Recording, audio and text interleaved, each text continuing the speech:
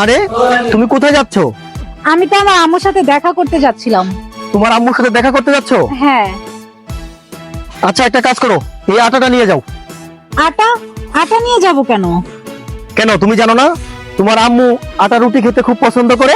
ও আচ্ছা আচ্ছা, তাহলে তোমার মনে আছে। হ্যাঁ যাক বাবা, আমার স্বামীটা আমার মায়ের প্রতি কতটা কেয়ারিং। হ্যাঁ হ্যাঁ, তুমি নিয়ে যাও, এই আটাটা নিয়ে যাও। আচ্ছা ঠিক আছে।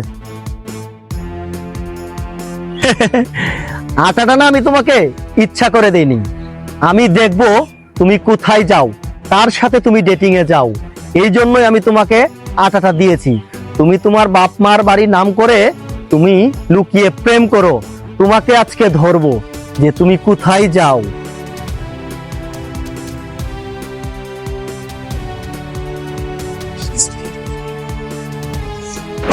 এই ফকিরের বাচ্চা, দেখে চলতে পারিস না?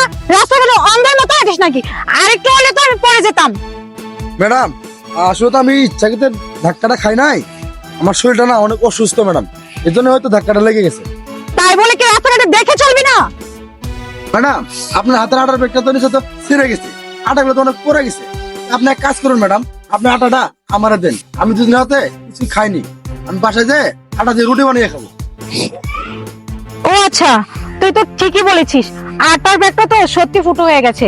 যা, তুই আটাটা নিতে চাস? ও ম্যাডাম ঠিক আছে, তুই আটাটা নিয়ে নে। এসব ঝামেলা, আমি যাচ্ছি একটু ডেটিং এ, তা না আমার হাতে আটাটা ধরিয়ে দিয়েছে। যা যা, আটা নিয়ে চলে যা। দেখ মজা করে বাসায় গিয়ে রুটি বানিয়ে খাবো। এই তো এই পাশ দিয়ে আটা পড়তে পড়তে গেছে, আজকে তোকে আমি ধরে ফেলবো যে দেখি তুই কোন ছেলের সাথে প্রেম করিস। আজকে তোকে আমি হাতে নাতেই ধরবো। কারণ কি, এখান থেকে তো আর আটার দাগ দেখা যাচ্ছে না। আটার দাগ যেহেতু এখানেই শেষ হয়ে গেছে, আমার বউ তাহলে আশেপাশে কোথাও আছে।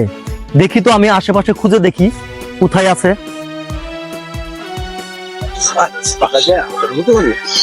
কিরে, এই দাঁড়া, তুই এই আটা কোথায় পেলি? স্যার আমি তো আটা চুরি করি নাই, রাস্তায় আসতে এক ম্যাডামের লগে আমার ধাক্কা খাইছিলাম। হ্যাঁ, তারপরে ম্যাডামে দি এই আটা ইটা ছেঁড়া, পরে বললাম যে ম্যাডাম আপনি আটাগুলো আমাকে নষ্ট করতেছেন কে, আমি দুদিন হাতে না খাওয়া আমারে দেন, আমি বাসায় নিজে রুটি বানিয়ে খাই, পরে আমার দিয়ে দিছে। আচ্ছা তুই সত্যি করে বলতো তোর এই ম্যাডামটা কোন দিকে গেছে? ও স্যার, ম্যাডামের লগে আমি ধাক্কা খাইছিলাম ওই মুড়ে, হ্যাঁ। ম্যাডাম ডান দিক দিয়ে ঘুরে গেছে। আচ্ছা ঠিক আছে, যা তুই এখন যা। ঠিক আছে।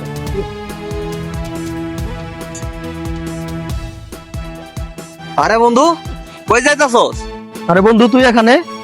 আমি তো, আমার বউ এদিকে আসছে, আমার বউকে আমি খুঁজতেছি। আরে বন্ধু তুই আর ভালো হইলি না, আর তুই যে বউ পাগল সেটা তো আমি আগে থেকে জানি। যা যা তোর বউরে খোঁজ। বন্ধু তুই কি আমার বউকে দেখেছিস? হ্যাঁ দেখছিলাম, ওই জায়গায় দেখলাম তোর বউয়ের জুতা ছিঁড়ছে, তাই জন্য বয়ে আছে। তাই? হ্যাঁ আচ্ছা আচ্ছা ঠিক আছে বন্ধু, তাইলে আমি যাই। আচ্ছা তুই যা। যা। বউ পাগল, তুই আর ভালো হইবি না।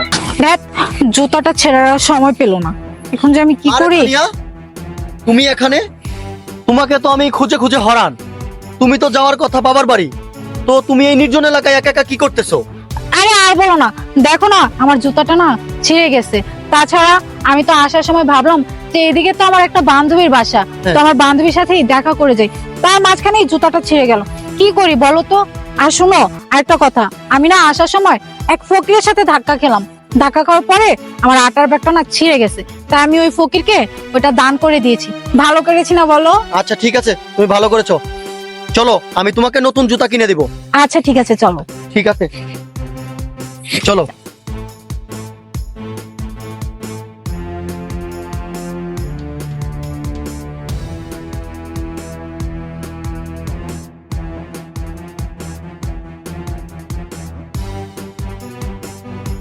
শালাই আবাল, শালাই কিছুই বুঝে না, ওর বউয়ের সাথে যে আমি ডেটিং মারি কিছুই বুঝে না। গায়ে বাছরে মিল থাকলে বন্ধুদের দুধ দেওয়া যায়, আবার বুঝেই না।